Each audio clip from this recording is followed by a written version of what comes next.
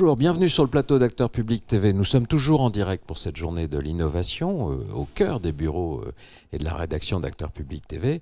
Et je voudrais parler avec vous d'un concept particulièrement innovant. Il s'agit de l'idéation.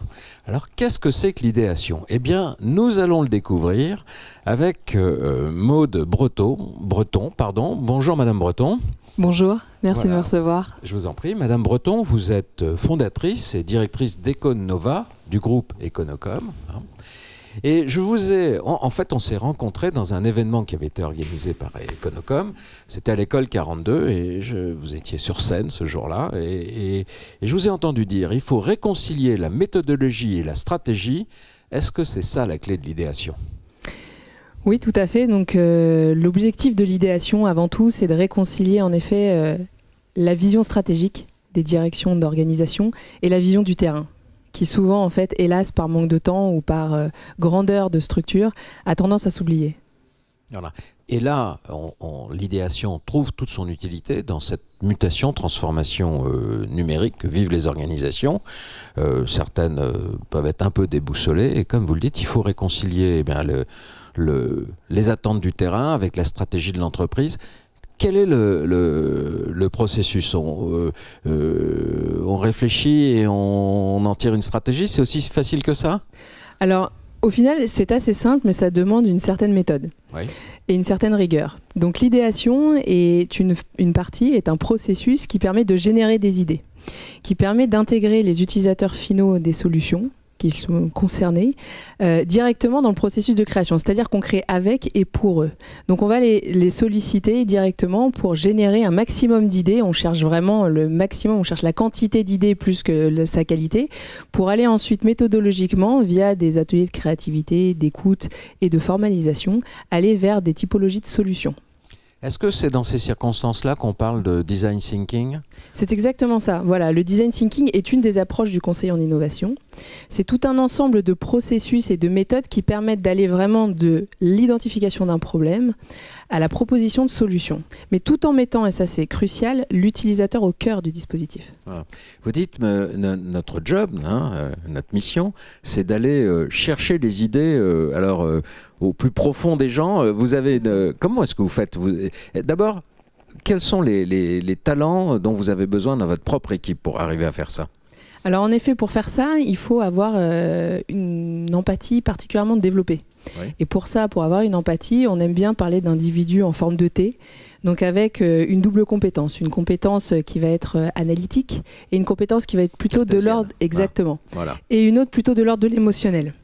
Ah, donc, ça c'est de l'anti-cartésien. Voilà, exactement. Ouais. Donc vous pouvez avoir des économistes qui ont fait de la sociologie, vous pouvez avoir des artistes qui ont fait un MBA. Et en fait, c'est l'association de ce collectif qui va permettre d'aller sur le terrain, de comprendre les comportements, les perceptions, de comprendre les besoins non exprimés, de faire s'exprimer les gens ensuite avec une méthodologie propre pour construire avec eux les solutions qui, naturellement, puisque nous on l'a systématiquement en tête, vont répondre aux enjeux des directions des organisations. C'est cette double personnalité chez vos consultants qui permet d'arriver à ce résultat d'expression de la créativité la plus profonde qu'on a tous en nous, mais qu'on a souvent du mal à exprimer.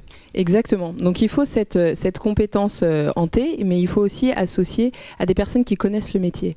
C'est-à-dire qu'un enseignant va parler avec un enseignant, une infirmière va parler avec une infirmière. Ah oui. Et donc c'est l'association de ces doubles compétences qui vont permettre de créer des choses qui sont complètement qui peuvent être mises en œuvre immédiatement et dont le taux d'adoption sera le plus fort. Vous me parlez d'enseignants, d'infirmières. Il y a des domaines où on pourrait imaginer utiliser ce genre de technique dans le secteur public? À vrai dire, on peut l'utiliser partout. Oui. On peut l'utiliser partout pour tout métier. L'objectif, c'est qu'à partir d'un moment où un métier peut être amélioré, où une expérience peut être améliorée, là, l'idéation va vraiment permettre de travailler au cœur même de la tâche à accomplir pour identifier le bon dispositif. En fait, on parle du digital pour prolonger l'humain, pas du digital pour l'imposer. Donc c'est vraiment créer avec les personnes, leur offrir ce que le digital peut apporter pour transformer, pour améliorer leur expérience au quotidien. Et revenir toujours aux objectifs de leur métier, c'est-à-dire c'est les pieds sur terre, Hein. C'est exactement. Alors, en fait, je vous lance là-dessus parce que je voudrais que vous nous expliquiez pourquoi est-ce qu'on a appelé cette émission la girafe digitale. La girafe, alors c'est pas par ma taille, je suis déjà assez grande, mais c'est pas pour ça.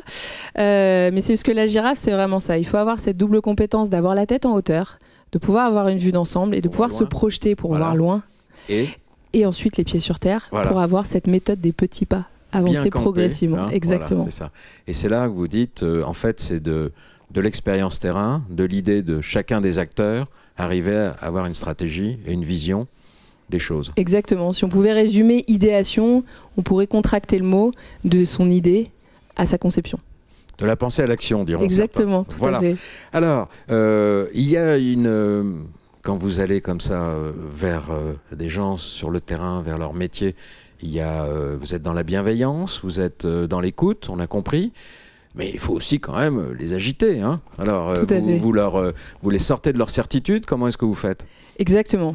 Et alors pour cela, on aime à s'appeler les bousculeurs bienveillants. Les bousculeurs bienveillants. Voilà, tout à fait. Donc l'objectif, c'est vraiment d'arriver et de poser le constat, d'être confortable avec l'incertitude. Parce que c'est la première chose, on ne sait pas. Les technologies vont tellement vite, les métiers vont tellement vite, les demandes vont tellement vite. Ça, c'est votre philosophie. Exactement, la ne première. Pas être dans l'incertitude. Tout à fait. Accepter l'incertitude. Accepter l'incertitude. C'est-à-dire, voilà, c'est ça, il faut accepter l'incertitude. Ouais. Et la deuxième composante, c'est d'avoir confiance. D'avoir confiance en l'autre, puisque la réponse, la plupart du temps, se trouve sur le terrain. Les gens qui font sont ceux qui savent. Donc il faut aller les solliciter, il faut créer avec et pour eux. Voilà. Et là, on en revient à ces méthodes qui permettent progressivement de bâtir des solutions qui sont bien vécues, issues d'une bonne compréhension des contraintes du terrain. Tout à fait. Donc il y a la compréhension, la première étape qui est fondamentale avec de l'immersion terrain, avec de l'analyse. Il y a tout ce qui va être ensuite formalisation et idéation. C'est là qu'on va venir chercher les idées et donc apporter de la matière complémentaire. Et ensuite il y a cette troisième phase de conception. Et c'est là où on va prototyper, on va tester. C'est comme dans une bonne cuisine. Il faut un bon produit. Il faut des bons ustensiles, donc des méthodes. Et il faut un bon cuisinier qui va animer le tout pour arriver à un bon plat qu'on va goûter, qu'on va tester, pour lequel on va rajouter des choses, pour ensuite déguster tout cela bien ensemble. Je reprends votre métaphore et qu'ensuite on va pouvoir partager avec les équipes qui ont toutes contribué à la réalisation du plat. Exactement. Et donc le taux d'adoption de la solution sera d'autant plus fort puisqu'elle aura été constituée par les personnes concernées. Avec eux et par eux. Exactement. Voilà. Et donc là, le taux d'adoption, donc l'efficience, va en bénéficier. Exactement. Bah dites donc, ça donne très envie, ça. Hein. Alors, merci à la girafe digitale, celle qui voit loin, mais qui a les pieds bien campés au sol.